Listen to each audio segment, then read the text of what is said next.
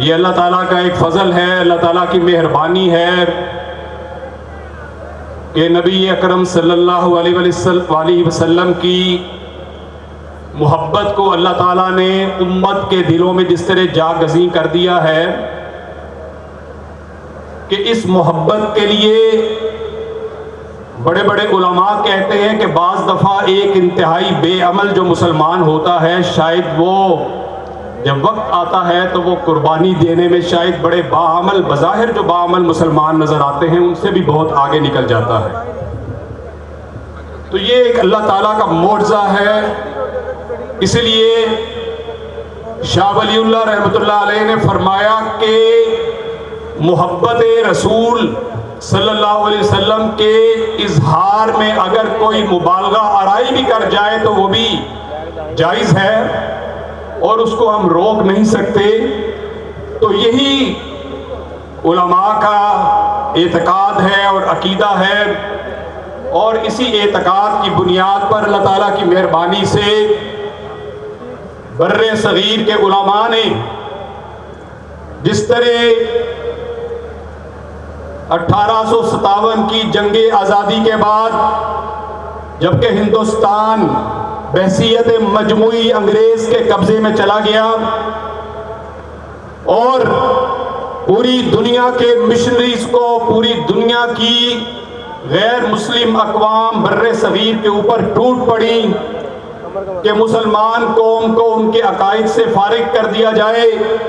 مسلمانوں کے دلوں میں محبت رسول کو نکال دیا جائے،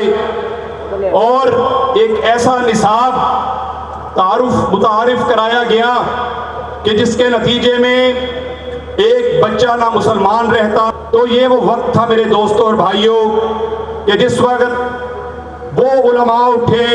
کہ جن کا جب آپ نام لیتے ہیں مولانا قاسم نانوتوی کا، جب آپ نام لیتے ہیں شیخ الہند کا، اور یہاں پر آج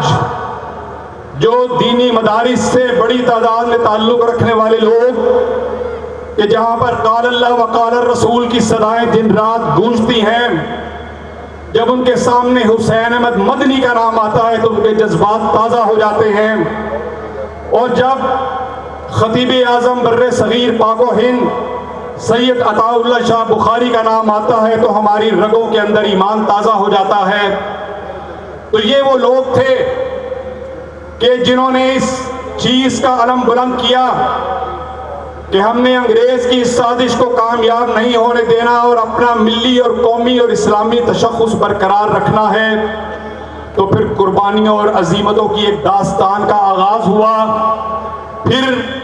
پھانسیوں پر بھی چڑھے، کوٹھریاں بھی، جیلوں کی جو کوٹھریاں تھیں وہ بھی منتظر رہیں، اور کالے پانی کی سزائیں بھی اور کالے پانی کی قیدیں بھی کاٹی گئیں، اور اللہ تعالیٰ کی مہربانی سے ان تمام قربانیوں اور عزیمتوں کے نتیجے کے اندر بحیثیت ایک مجموعی بر صغیر کے اندر علم دین کا وہ کام ہوا کہ جس کے حوالے سے مصر کے بڑے بڑے علماء نے، علامہ رشید رضا مصری نے 1912 میں جب دارالعلوم دیوبند کا دورہ کیا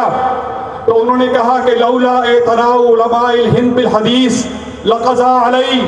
کہ آج اگر علماء ہند نے حدیث کے اوپر اتنا کام نہ کیا ہوتا تو اس فن کو زوال آ جانا تھا۔ اور انہوں نے برملا اقرار کیا پوری دنیا کے بڑے بڑے موقر علماء نے کہ بر صغیر کے علماء کی علمی اور عملی کاوشوں کی وجہ سے آج قرآن و سنت کا ذخیرہ بے حد بے پناہ حد تک محفوظ بھی ہے، اور جو اس کے جو دریچے اور نئے جو قرآن و حدیث جب ہم مطالعہ کرتے ہیں تو نئے زاویے اور نئے چیزیں جو کھلتی ہیں، اور جس طرح انشراح صدر ہوتا ہے، یہ پوری دنیا کے علماء نے اس بات کی گواہی دی کہ بر صغیر کے علماء کا کردار اس کے اندر ہمیشہ مثالی رہا، کہ جنہوں نے انگریز کے اس خود کاشتہ پودے کو کہ جو انگریز نے مسلمانوں سے جہاد کی روح کو نکالنے کے لیے، مسلمانوں سے محبت نبی کو نکالنے کے لیے اس کو انٹروڈیوس کروایا تھا، تو وہی علماء تھے کہ جنہوں نے علم اٹھایا۔ اس لیے میں سمجھتا ہوں کہ ہمیں بڑے کھلے دل کے ساتھ ہمارے قائد جناب مولانا فضل الرحمان صاحب کی سرپرستی کے اندر چلتے ہوئے ہمیں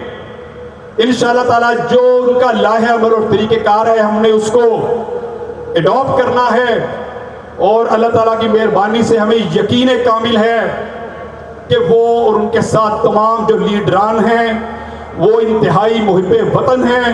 ان کا دل اس پاکستان کی دھرتی کے ساتھ دھڑکتا ہے، پاکستان کے لوگوں کے مسائل کا حل انشاءاللہ تعالیٰ انہی لوگوں کے ہاتھ میں ہوگا۔ پہلے بھی انہوں نے رزلٹ دیا تھا، 2018 میں بریک لگا دی گئی، پاکستان کا ریورس گیئر لگا دیا گیا، لیکن انشاءاللہ تعالیٰ جو نئی صبح طلوع ہوگی بڑی جلدی وہ ہونے والی ہے، اور یہی وہ قیادت ہوگی جو اس ملک کو لے کر چلے گی۔ وما علینا الا البلاغ المبین۔